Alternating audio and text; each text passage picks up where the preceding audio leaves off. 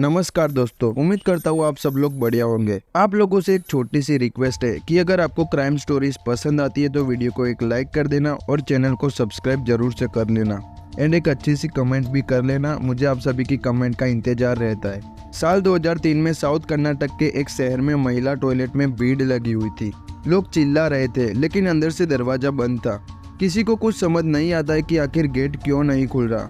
Police आई, gate तोड़ा और अंदर देखा तो एक महिला की लाश थी, जिसे देखकर लग रहा था कि महिला की उम्र करीबन 30 साल की होगी।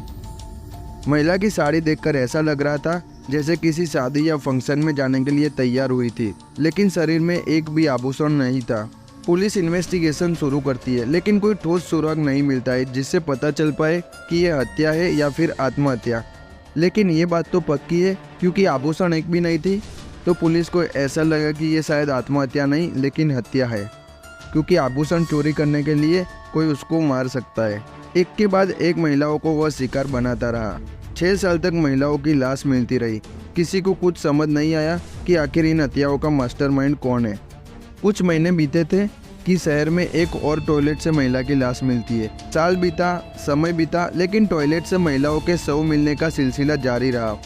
2009 आते आते कर्नाटका में महिलाओं के लापता होने के बाद उनके शव मिलने की पुष्टि हो चुकी थी। ये केस पुलिस के लिए एक अनोखी पहेली बन चुका था, क्योंकि ऐसा कभी पहले नहीं हुआ है। यह भी साफ हो गया था कि उन हत्याओं का आपस में कोई ना कोई कनेक्शन जरूर से है। सभी महिलाओं की लाश अलग अलग बॉन्ड के पास किसी टॉयलेट से मिली थी। सभी महिलाओं की उम्र करीबन 25 से 30 साल के बीच में ही थी। सभी ने अच्छी साड़ियाँ पहनी थी, लेकिन देखकर ऐसा लगता था कि उनकी लूटपाट की गई है। ये ऐसा ही लगातार चलता रहा। एक के बाद एक महिलाओं को शिकार बनाता रहा, लेकिन ये पता लगाना मुश्किल था कि इन हत्याओं का मास्टरमाइंड कौन है। 16 जून 2009 बंतवाल इलाके से एक 22 साल की युवती की लापता होने की खबर आती है। इस मामले में 2 समुदायों के लोग आमने सामने हो जाते हैं। आरोप लगा कि दूसरे समुदाय का युवक युवती को भगा के ले गया है और पुलिस स्टेशन को घेर लेते हैं। बिगड़ता देख पुलिस ने क्रोधित हुई भीड़ के सामने 1 महीने का वक्त मांगा और शुरू हुआ सीरियल किलर को पकड़ने का बड़ा ऑपरेशन। महिला के फोन कॉल खंगाले जाते हैं। एक और युवती के बारे में पता चलता है। पुलिस पहुंचती है, मगर उससे पहले वह महिला भी लापता हो गई थी। एक एक कर 19 महिलाओं के लापता होने की लिस्ट तैयार हो गई थी, जिनकी बाद में लाश मिली गई थी। हर युवती की डिटेल को गहराई से जांचा गया तो पता चला कि इन सब का कनेक्शन किसी न किसी तरह से मंगलोर के गांव से निकल रहा था। इस गांव से उन सभी लड़कियों को फ़ोन किया गया था। ऐसे में पुलिस यह मानकर चलने लगती है कि शायद इन हत्याओं के पीछे लूटपाट वाला कोई गैंग शामिल हो। तभी पुलिस के हाथ एक ऐसा सुराग लगता है कि डिपार्टमेंट में खलबली मच जाती है। दरअसल एक लापता हुई युवती के फ़ोन पर एक घंटी बजती है और कोई फ़ोन पर हेलो कहता है। पुलिस ने सख्ती से पूछा तो पता चला कि उस शख्स को यह फ़ोन उसके चाचा मोहन कुमार ने दिया था। मोहन कुमार की तलाशी शुरू की जाती है। कुछ ही घंटों में उसे मंगलोर के पास डरला कट्टा गांव में ही पकड़ लिया जाता है। पुलिस की पूछताछ में वो एक एक कर सारे राज उगल देता है। उसकी हकीकत जान के कर्नाटका और पूरे देश में लोग हैरान रह जाते हैं। मोहन कुमार बताता है कि सीरियल किलर आनंद है और वह ऐसी गरीब युवतियों को अपने प्यार के जाल में फंसाता है जिनकी शादी नहीं हुई हो। बात शादी तक पहुंच जाती है, लेकिन आनंद युवती के सामने भागकर शादी करने की शर्त रख देता है और महिला को गहने और बढ़िया साड़ी लेकर भागने के लिए मना लेता है, जिससे वह अच्छी दुल्हन बन सके। कुछ इस तरह से कहानी बनाता है कि महिला को लगे कि वह शादी करने के लिए बेताब है और जीवन भर उसे खुश रखेगा। महिला को भनक भी नहीं लगती कि वह उनके साथ सेक्स करना चाहता है और उसके बाद वह उसकी जान ले लेगा। इस सीरियल किलर का असली नाम आनंद कुलल था। इसने जिस तरह से महिलाओं की हत्या की थी, उसी वजह से इसे साइनाइट मोहन के नाम से भी जाना जाता है। मोहन इसलिए क्योंकि वह हर युवती के मिलने के दौरान अपना नाम मोहन बताता है और मोहन नाम उसने कई बार इस्तेमाल किया था। वैसे मोहन नाम के इस शख्स की दरिंदगी भरा चेहरा सबसे पहले 2009 में सामने आया, जब मीरा नाम की युवती अपने गाँव से गायब हो गई थी और गाँव वालों को लगा कि ये लव जिहाद का कोई मामला होगा। दक्षिण कर्नाटका के बंतवाल गांव में इससे पहले भी हिंदू मुस्लिम शादियों जैसे मामले आए थे।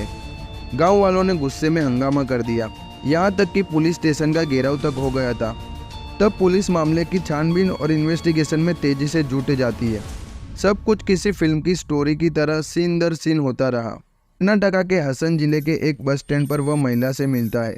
पास के ही एक सस्ते से होटल में जाते हैं। सुबह होते ही मंदिर में शादी करने की चर्चा होती है। खाने पीने के बाद वह दरिंदा अपनी असली रूप में आ जाता है।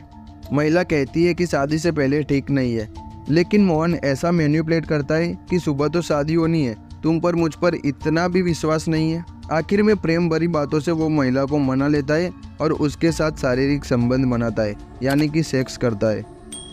अगले ही दिन शादी के लिए तैयार हो जाते हैं। महिला उसी होटल में दुल्हन की तरह सजती है और संवरती है। महंगी साड़ी, फूलों का गजरा, चमचमाती हुई चूड़ियाँ पहनती है। आनंद कुछ काम बताकर थोड़ी देर पहले ही निकल जाता है और बस स्टॉप पर मिलने को कहता है। दुल्हन बनी महिला बस स्टैंड पर आती है। तभी बातों ही बातों में आनंद अपनी जेब से एक टेबलेट निकालता है। महिला को प्यार से कहता है कि रात में जो हुआ उसकी टेंशन मत लो, ये गोली खा लो। वह प्यार भरी बातों से महिला का दिल बहला देता है।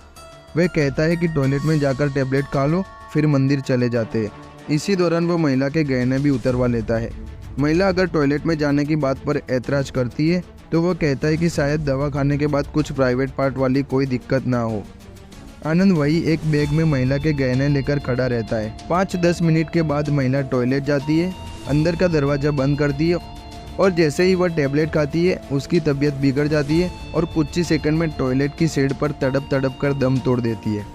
आनंद तब तक वहाँ खड़ा रहता है जब तक कि वहाँ हंगामा और भीड़ नहीं जुट जाती। मौत की बात होने पर वो होटल लौटता है और महिला से जुड़ी निशानियों को नष्ट कर देता है और खुद गहने लेकर रफू चक्कर हो जाता है। ऐसा ही उसने सभी महिलाओं के साथ किया था। पुलिस ने जब साइनाइट मोहन की क्राइम कुंडली खंगाली तो उसकी एक डायरी भी मिली। इसमें कई ऐसी महिलाओं के फ़ोन नंबर मिले जो उसके जांचे में नहीं आई थी। संकी मोहन पहले प्राइमरी स्कूल टीचर था। 2013 में मंगलोर के कोर्ट ने मोहन को फांसी की सजा सुनाई। अगर देश में खूंखार सातिर दिमाग वाले अपराधी पर किताब लिखी जाए तो साइनाइट मोहन का एक चैप्टर जरूर होगा। अगर आपको क्राइम स्टोरी देखना पसंद है, क्योंकि क्राइम स्टोरी हमें कुछ ना कुछ सीख जरूर देती है, इसलिए इस वीडियो को लाइक और चैनल को सब्सक्राइब कर दीजिए। और ये केस पर आपका क्या कहना है वो भी कमेंट करके बताना। मिलते हैं नेक्स्ट वीडियो में। Thanks for watching.